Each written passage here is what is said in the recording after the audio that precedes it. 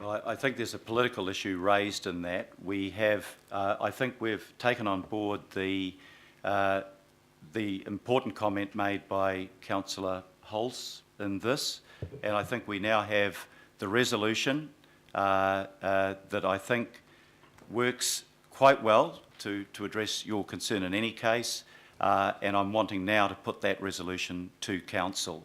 I can put it in two parts if you wish. Could we just have Ms. Anderson I think you're asking our official to make a political comment on a political issue. No, I'm not, sorry, Mr. Mayor. I'm asking to make sure that that is a sound legal structure that can't be undermined, okay, because that's the importance about the numbers of the quorum and how many people have to agree for it to go through. That's, Catherine, if I can... I just want to be reassured. Yeah, just, are there any legal problems with what Council is about to vote on?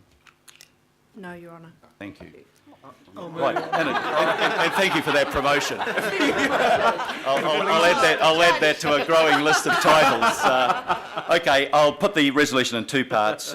One, A, that the governing body delegate to Councillor Darby, Philippina, Hulse, Denise Lee and Mike Lee and a member of the Independent Maori Statutory Board for the period between 1 November and the first meeting of the Planning Committee, the authority to make urgent decisions in respect of any appeal or judicial review proceedings relating to the proposed Auckland Unitary Plan and set a quorum of 3 members required to, it'll have to be 4 there as well to make it consistent with the recommendation B.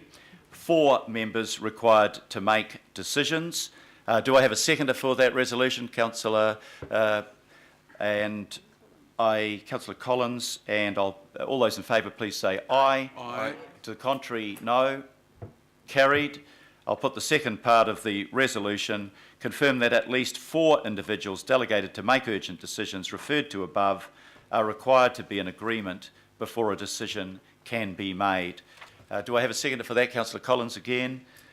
All those in favour please say aye. Aye. To the contrary, no. Carried. And we now move to the last item on the agenda, which is the governing body meeting. And we're just going to give Sandra time to get to the end of the table, and Marguerite.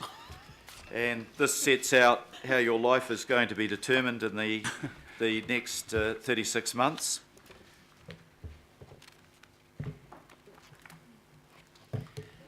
So, Mr. Mayor and councillors, we have developed a schedule based on the committee structure that is now being established. We have maintained the 3 recess weeks to enable you to take some time off with your families if you'd like to.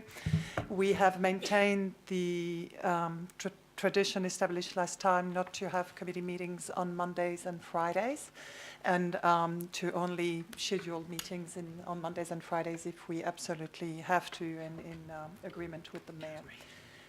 We have made the schedule 3 years, that for the next 3 years. That's just to avoid you having to adopt a new schedule every year. If the committee structure changes or there's any big changes that need to be made, we can bring an updated schedule to you.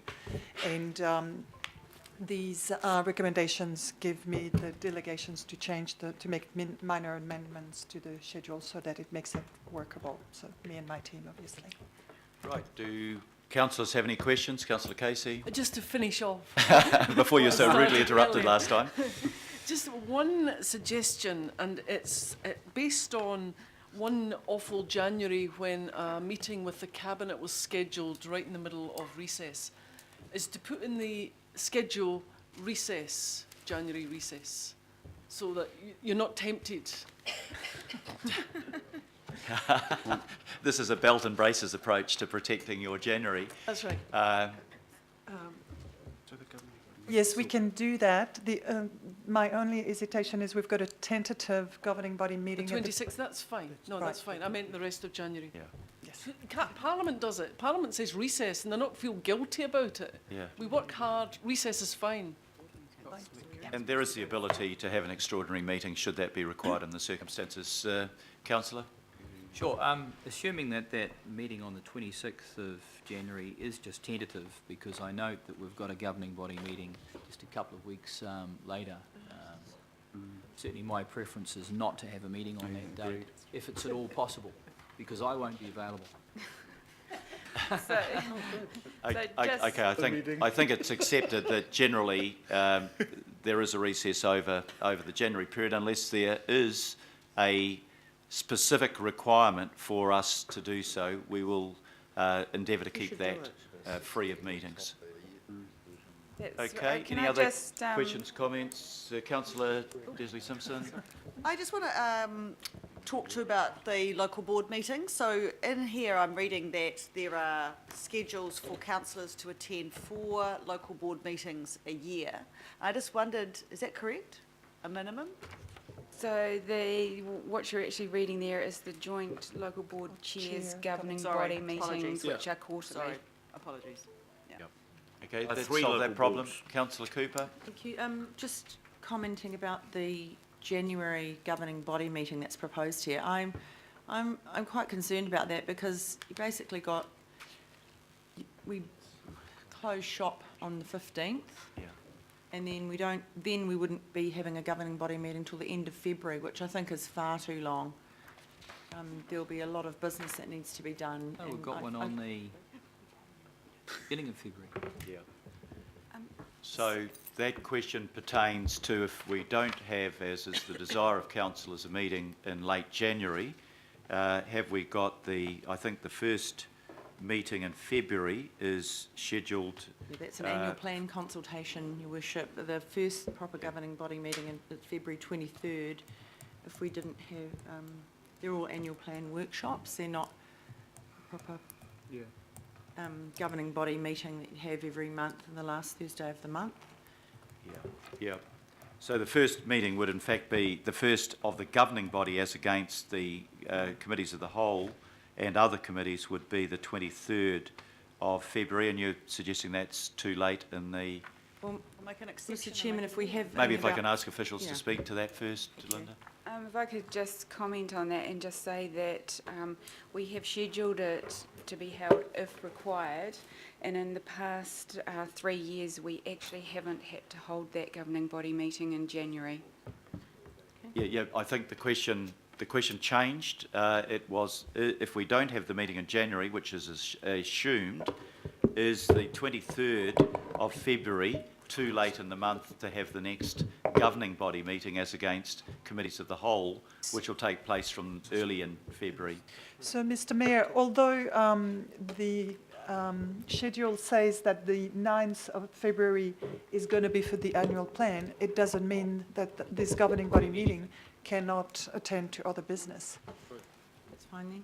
Okay, that satisfy the query. Are there any other comment? If not, I have 4 recommendations here that I'll put as a group to council. I move that the governing body hold an extraordinary meeting on 10 November 2016, commencing at 9:30 a.m. in the reception lounge, Auckland Town Hall. B, adopt the meeting schedule for November 2016 through to the local body election in October 2019, as contained in attachment A of the agenda report.